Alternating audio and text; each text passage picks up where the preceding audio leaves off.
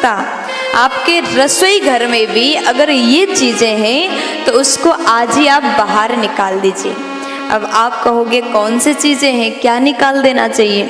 सबसे पहले वृद्धावस्था तक स्वस्थ रहना है तो आप भोजन रिफाइंड ऑयल में ना बनाएं। जो रिफाइंड तेल आता है वो बहुत ज़्यादा हानिकारक होता है।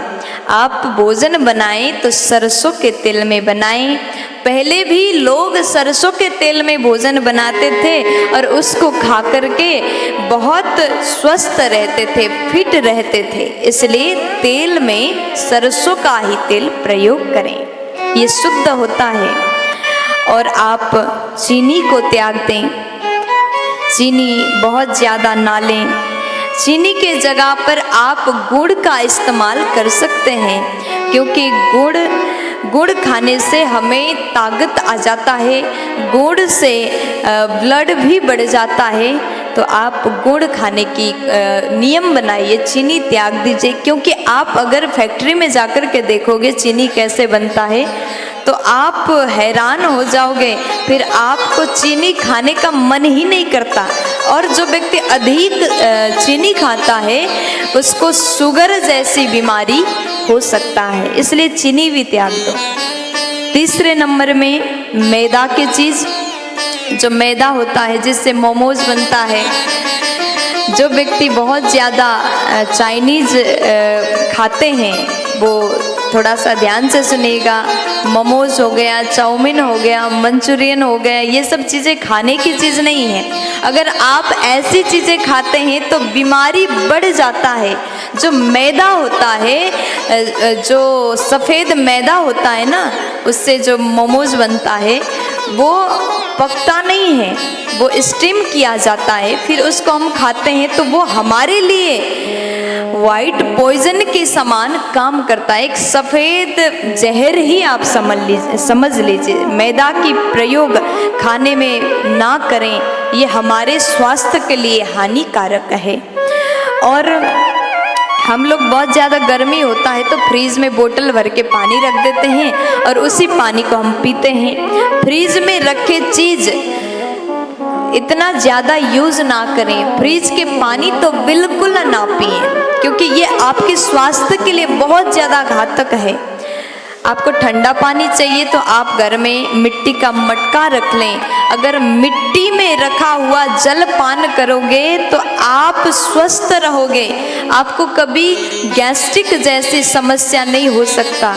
आप पानी पियो तो मिट्टी के बर्तन में, और पेट में कोई रोग ना हो, आपको अच्छे से भोजन करने के बाद भी अच्छे से भोजन पच जाए। अगर ऐसा आप चाहते हैं, आपके पेट में दर्द होता है तो आप रात को तांबे की पात्र पर जल भर दें, पूरी रात छोड़ें और सुबह होते ही आप तांबे के पात्र में जो जल रखा है पूरी रात उसको पान करोगे तो ऐसा जल पान करने से आपके चेहरे में चमक आएगा, कोई क्रीम लगाने की ज़रूरत नहीं पड़ेगी, आपको उदर संबंधी रोग नहीं होगा। तो फ्रिज के पानी छोड़ दो, मटका या तांबे के बर्तन के पानी पिया करो।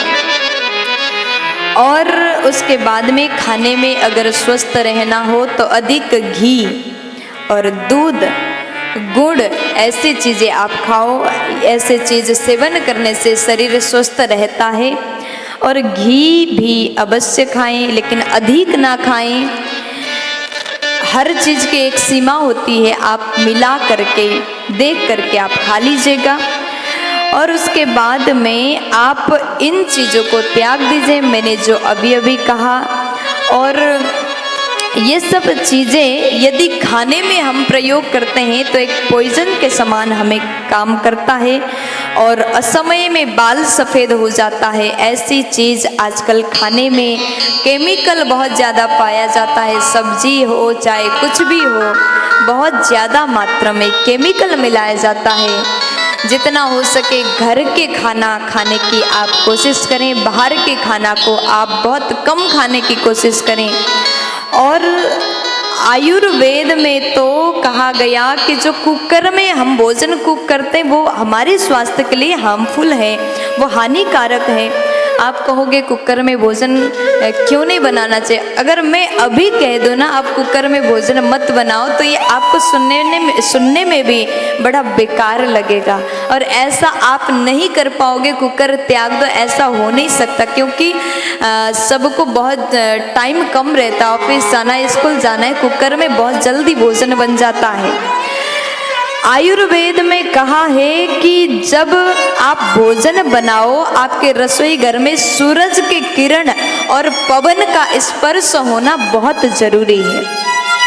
इसलिए पुराने ज़माने में जब दादा दादी भोजन बनाते थे ना तो खुले में भोजन बनाते। ऐसे घर में ऐसे जगह रसोई हुआ करता था जहाँ पर सूरज की किरण आता था और हवा के स्पर्श, पवन के स्पर्श भी वहाँ आता था और भोजन बनाते थे। ऐसे भोजन को खा करके वो फिट रहते थे, स्वस्थ रहते थे।